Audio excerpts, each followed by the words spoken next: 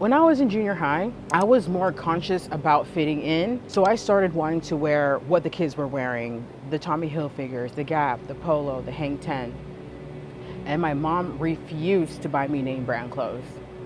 And at the time, it was painful. I was already sticking out like a sore thumb. My name is weird. My parents are black people who speak Spanish from a Central American country. I grew up in Oklahoma. Nobody got me. But what she gave me instead of those clothes was worth more than anything on the shelves. She told me to wear my own name when you grow up. I never forgot that. Here we are. This is Rule 13. One of the best ways to stay poor is to prioritize looking rich over being rich. And this one is everywhere. The designer bag you bought on a credit card, car with the payment that eats half the check, the outfit for the event that costs more than your investment account, the lifestyle built entirely for other people's eyes, and it looks like success from the outside, but it's poverty with better packaging. Now, as humans, it's a combination of biology, psychology, and culture as to why we even care about what other people think about us. In human history, being rejected by your tribe could also mean losing protection, food, and even your life. Your brain still treats social rejection as a significant threat, even though today is more likely to be criticism, embarrassment, and exclusion. The challenge is that your survival mechanism is now overactive. I grew up watching kids in high school wear their status on their chest.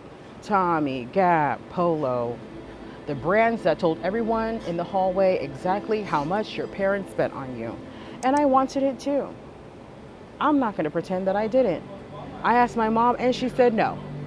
And instead of giving me what I wanted, she gave me something I did not understand until I was grown. She said, wear your own name when you grow up. Not Tommy's name, not Ralph's name, not any label that someone else built. Yours.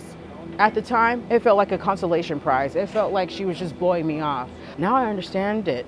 It was one of the most valuable things she ever taught me. Because the kids who had all the right labels, a lot of them grew up and kept buying labels. Designer bags to fill the void that never got filled. Shoes that cost a mortgage payment sitting in a closet. Cars that depreciate while the credit card compounds. And the void stays because here is what nobody tells you about buying things to look successful. The thing you are really buying is a feeling. And feelings bought from the outside never last. So you buy again and again and again, chasing a feeling that was never in the bag to begin with. We learned very early in life that society rewards conformity and to avoid embarrassment. But what is embarrassment? I think it's embarrassing to pretend to be somebody you're not. You might think I should be embarrassed for not keeping up with the Joneses. So here is what I have observed about people who spend to look rich. It is never really about the item. It is about a wound that has not been looked at, a feeling of not being enough that gets temporarily quieted by something shiny and expensive and new. And I say this with love and not judgment, because I understand the feeling of wanting to fit in. I've lived it in junior high in clothes that were not the right brand. But here is what that season taught me that people learn too late.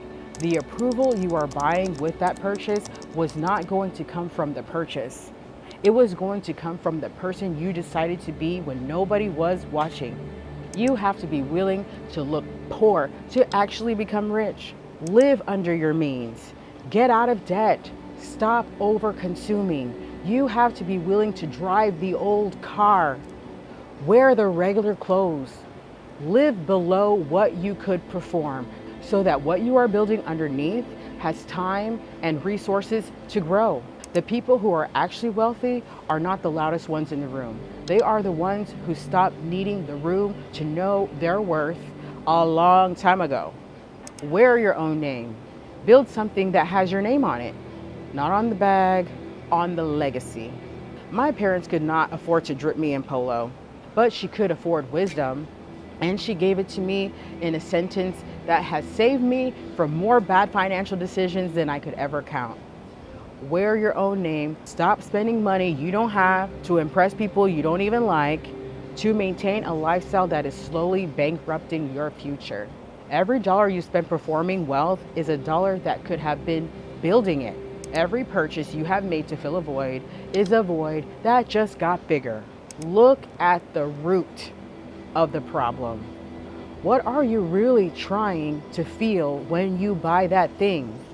Find that, address that, heal that.